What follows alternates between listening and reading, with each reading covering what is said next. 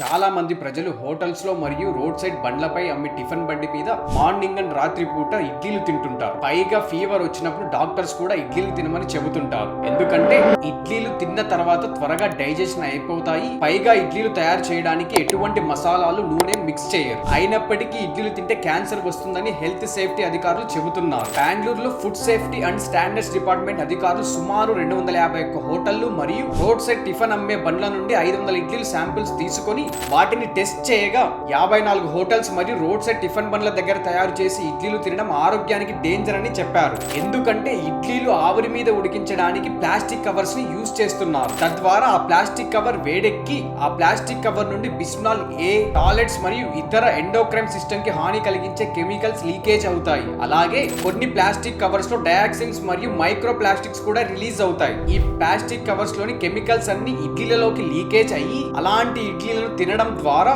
ఈ కెమికల్స్ అన్ని మన శరీరంలో పేరుకుపోయి క్యాన్సర్ వచ్చేలా చేస్తాయి. అలాగే హార్మోన్స్ ఇన్బ్యాలెన్స్ అయ్యి మెటబాలిక్ డిసార్డర్ తో కనెక్ట్ అయి ఉంటాయి. ఇది సంతానోత్పత్తిని కూడా ప్రభావితం చేస్తాయని అధికారులు చెబుతున్నారు. కాబట్టి ప్లాస్టిక్ కవర్స్ లో తయారు చేసి ఇడ్లీలను తినడం మానేయండి, లేకపోతే మీ ఆరోగ్యాన్ని మీరే చెడగొట్టుకున్న వాళ్ళు అవుతారు. Do subscribe.